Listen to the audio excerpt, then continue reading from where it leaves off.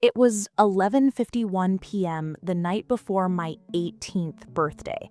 I'd saved for months, booked the caterers, planned every detail myself. My phone lit up with a text from Mom. "We need to cancel tomorrow. Courtney's devastated about the Sephora deal falling through. We need to hold space for her grief right now. Please understand." I stood frozen by the window, watching the catering van slowly reverse out of our driveway. That was the exact moment the daughter they knew died, and someone much colder was born.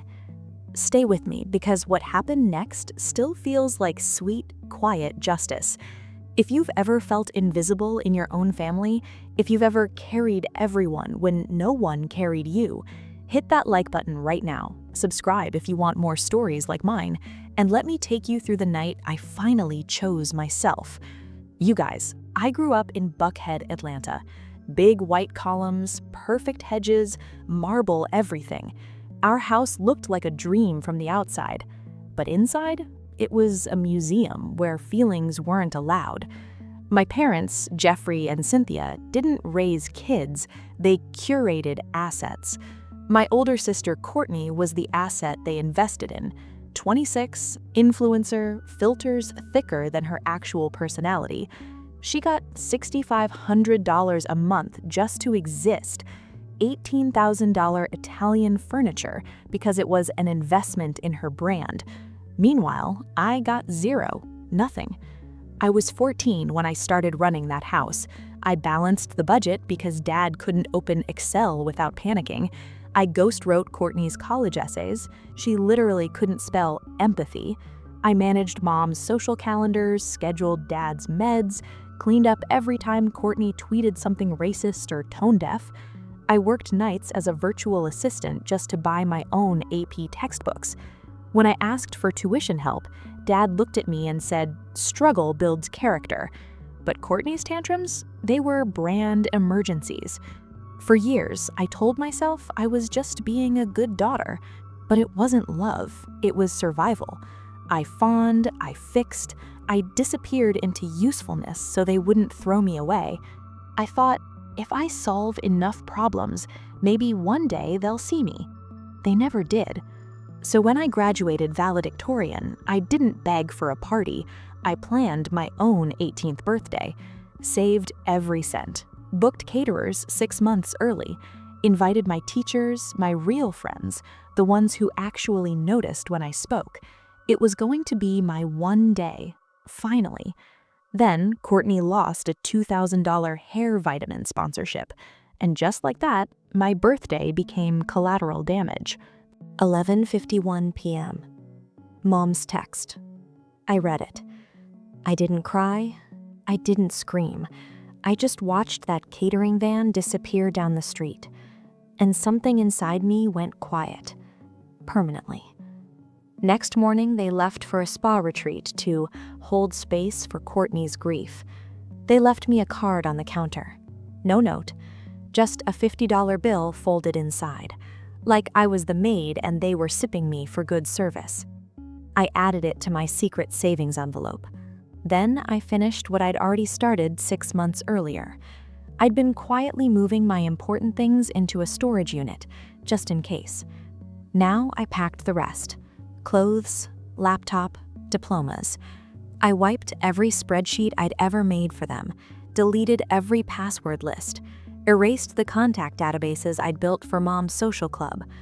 On the kitchen counter, I left one single sheet of paper, a list of every password I'd changed, and one sentence. I resigned from the position of daughter. I walked out, closed the door softly. The air outside tasted different, sharper, freer. First week, silence. They thought I'd come crawling back. They thought hunger or guilt would break me. Day 7, the house started falling apart without me. Wi-Fi went down. Dad called 3 times. No voicemail. He didn't know the provider, didn't know the password, didn't know I'd been renewing the contract every year. I let it go to missed call. 2 days later, Courtney missed her flight to Tulum. Wrong terminal, 3 hours late. She left me a screaming voicemail. "You sabotaged me. This is all your fault." I almost laughed. Doing nothing isn't sabotage. It's just reality. Dad missed a $40 million investor dinner. No synced calendar, no reminders.